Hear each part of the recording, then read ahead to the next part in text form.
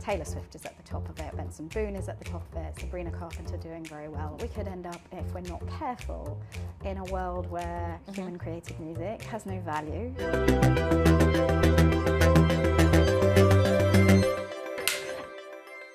Welcome to The Big Question, the series from Euronews where we dive deep into the world of business. Today I'm joined by Victoria Oakley, the CEO of IFPI, the global industry body for record labels. Thank you very much for joining me today. So just to get us started, can you just explain for those in the audience who might not know, how does the music industry work and what is the role of a record label? It's a bit of a higgledy-piggledy structure, I won't pretend otherwise. So touring and live and concerts are huge, right? Then streaming, where you perhaps do an awful lot of your listening. There is publishing, there is songwriting, there is music for film, there's music for adverts, there is merchandising, there's all, this whole ecosystem of different ways in which artists both reach their fans and make money and can thrive as artists. The record labels that we represent as the trade body for the recording industry are the companies and the groups of record labels that take on artists, they find them, they sign them, they represent them, they act as rights holders for them, and they help them to ensure that their music reaches audiences.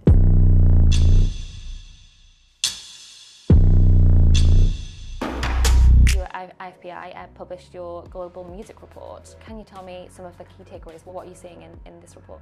It's really interesting because you would think that we would know exactly what was going to be in it because we're watching the music industry as it evolves every year. But humans are interesting people, right? And we listen to different things at different times and we make choices and something catches fire and something doesn't. And what we're seeing in 2024 is continued growth in the music industry, which is great news. We're seeing that there are some very fast-growing regions where revenue from recorded music is up, and that's in Africa, in the Middle East and in Latin America, all growing really, really healthily. And we are seeing some slowing of the overall growth rate, but frankly still in ways that many, many other sectors would be incredibly envious of, I have to say. What's particularly interesting, I think, is in Europe, which had not necessarily been hugely successful, hadn't had very powerful growth rates for the last handful of years, but has really come back and is somewhat bucking the broader trend and showing a growth rate between 8 and 9%.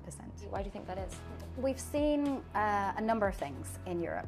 One is around their own artists.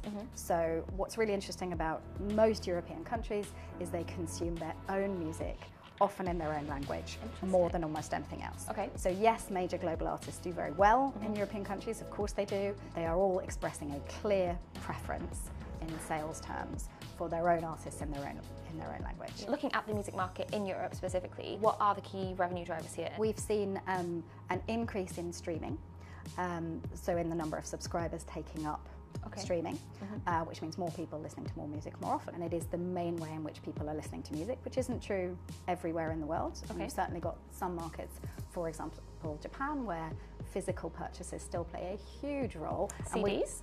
CDs in a big way. We should talk about vinyl though, because that's interesting.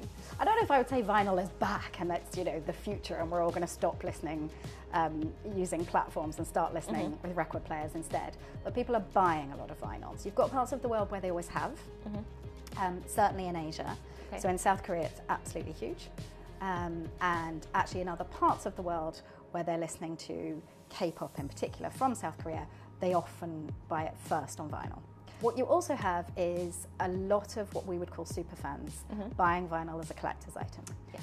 And they will buy multiple different versions. And it's really important to fans who want to have that kind of really strong personal connectivity with their artist. And would you say there's any particular genres that are, driving the industry at the moment? You can look at the top 10 anywhere in the world and you can see that the top 10 are essentially some of these very well-known names. Taylor Swift is at the top of it, Benson Boone is at the top of it, Sabrina Carpenter doing very well, Teddy Swims doing very well. What's interesting though is it does vary country by country. In fact, in Italy, the top 10 albums sold across the year in 2024 were all by Italian artists and sung in Italian. So there is no single answer to what's doing well because what's driving growth in Italy is completely different to what's driving it in China. And isn't that the great joy of the music business? Yep. That there's something for everyone, and that something you love, I hate, but we can both have access to it. Do you think that Europe poses a particular challenge for artists, being such a diverse linguistic landscape, for artists to expand beyond their domestic territory? About 15 to 20 plus years ago, you had to sing in English to really make it to the top, right? Yeah. And so music from America, Britain, Canada did incredibly well in most places. That is just not the case anymore, anywhere in the world. Although I shared the Italy statistic with you, a statistic close to that is true of nearly every European country. Although a lot of people still listen to music in English, there's great joy in listening to music in your own language. It's a celebration of your culture, and you probably feel very deeply connected to it when it's an artist from your town, your country, your village singing in your language. The challenge then is around export. I mean, who'd have thought 10 years ago that every teenager all over the world would be listening to K-pop? They have managed to absolutely export their music, often in their own language. It's become a real phenomenon. And so if South Korea can do it, there's no reason that nobody else can't. A big conversation that's happening in every industry in the world is AI and the role of AI going forward. So what is the stance from record labels on AI usage in music, and what are the concerns? So you said AI, and I'm going to say it depends if you're talking about AI or generative AI. Okay. And the distinction is really important. When it comes to generative AI, I think it's trickier. There's a really fundamental principle, which is that if there is a Gen AI model or a large language model that needs to be trained on vast quantities of high quality material in order to create an output, and it needs to do that with authorization.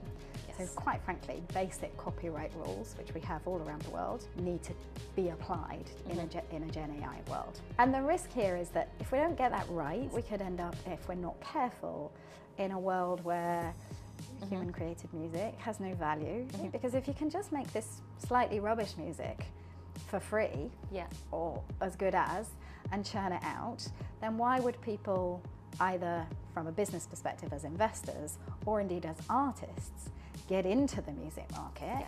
I don't want to live in a world where 20 years from now you can't go and see a live concert of a human artist because it's not possible for them to make money as musicians and artists. I think the other risk, possibly, if you move to a world where Gen AI becomes the main producer of music, is it narrows, right?